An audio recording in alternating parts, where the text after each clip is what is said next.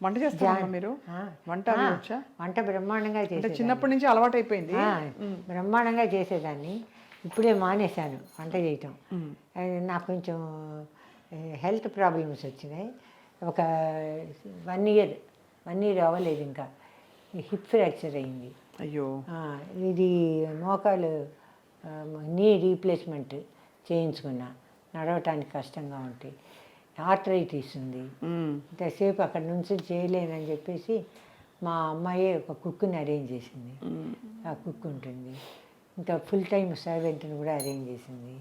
ఆ అమ్మాయి ఇంట్లోనే ఉంటుంది అన్నిటికీ. గుర్తింపు పరంగా మీకు తమిళనాడు ప్రభుత్వం కలైమామణి బిరుదుతో సత్కరించింది. అలాగే మలయాళంలో ఎన్నో స్టేట్ అవార్డ్స్ వచ్చాయి. తెలుగులో మీరు పొందవలసినంత గుర్తింపు పొందలేదని ఒక చిన్న బాధ నాకైతే ఉంది ఒక సంగీత అభిమానిగా. అసలు గుర్తింపే లేదు. అసలు బి వసంత అని ఒక సింగర్ ఉందా అని వాళ్ళకి జ్ఞాపకం ఉందా అని నాకు డౌట్. అయినా నేను పాడిన పాట పేరు చెప్పి పాట పాడితే అయ్యో అది మీరు పాడిందే అని అంటారు. ఇంకేం చేయాలి? సరే అంత మటుకే మనకి ప్రాప్తం తెలుగులో అని అనుకున్నాను. తమిళ్లో 3 పాటలు పాడాను జయలలిత గారికి. ఆ పాటలు ఆవిడ బర్త్డేకి ఖచ్చితంగా వేస్తారు. ఒకటి టిఎం సౌందరరాజన్ గారితో, ఒకటి బాలు గారితో. ఆ పాటలు ఆవిడ బర్త్డే వస్తుంది కదా, అప్పుడు ఆ రోజు ఆవిడ గురించి వస్తుంది ఆ పాట. లేకపోతే పొట్టు వైత ముఖము తట్టి వైత కుഴలో பொன்மணி சரமோ அந்தி மஞ்சள் நீரமோ லலலா லலலா லலலா லலலா அந்தி மஞ்சள் நீரமோ லலலா லலலா லலலா லலலா ஆ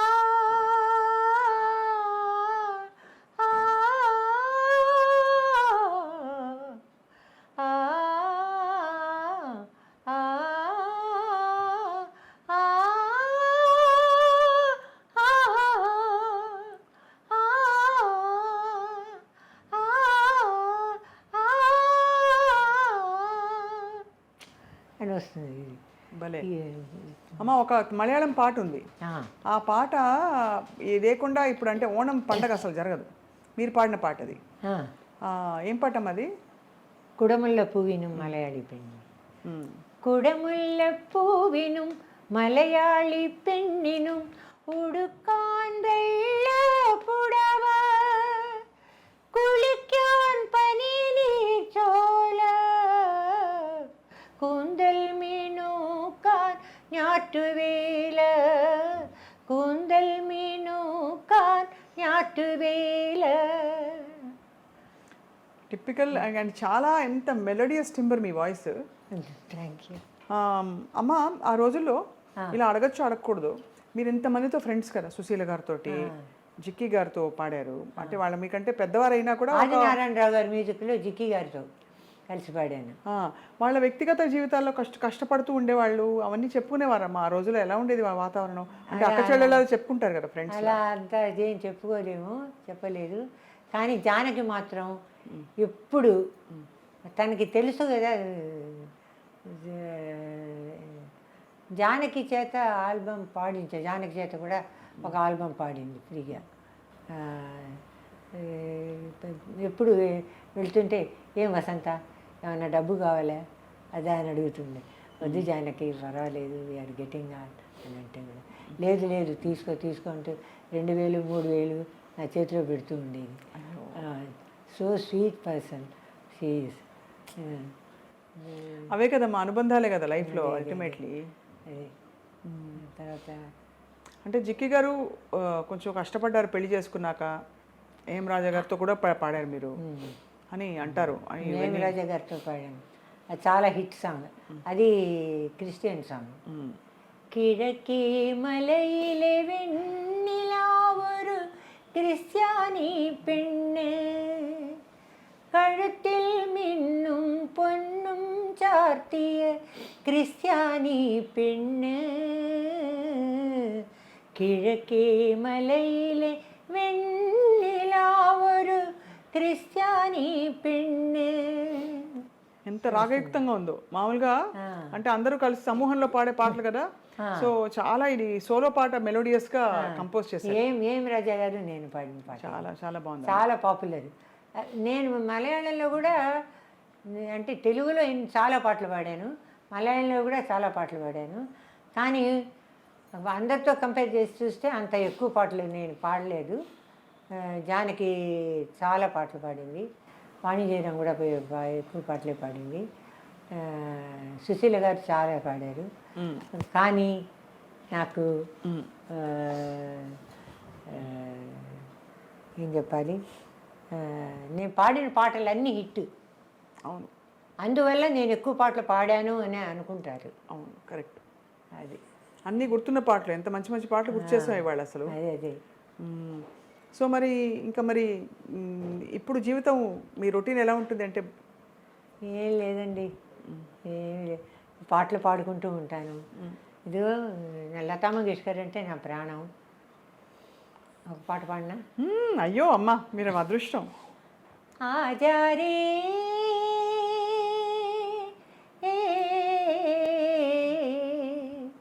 परदेसी मैं तो कब से खड़ी इस पार, ये अखियाँ थक गई पंत निहार, आजा रे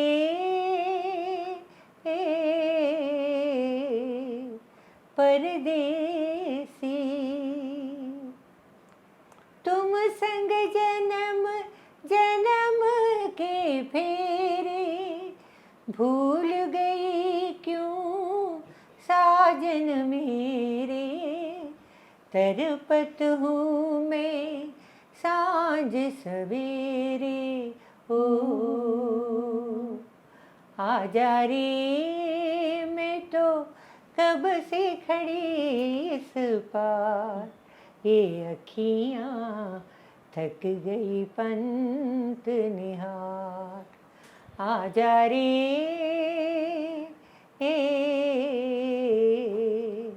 परदेसी.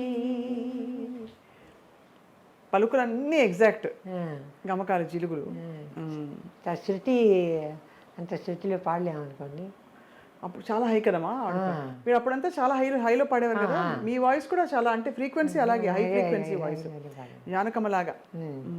ఇప్పుడు అంత హై పిచ్లో పాడలేను చాలా. కానీ గొప్పగా ఉందమ్మా మీ పాఠాంతరం. ఏమి అసలు ఏ మాత్రం పాటల తీరు, మీ వాయిస్ అన్నీ ఇంటాక్ట్. ఏమైనా విషయం చెప్పాలనుకున్నాను నేను. నాగార్జున సాగర్ డ్యామ్ కరెక్ట్, మీ 10వ ఏట. 10వ ఏట అక్కడ వెళ్ళి నెహ్రూ గారి సమక్షంలో నేను ప్రేయర్ సాంగ్ పాడాను.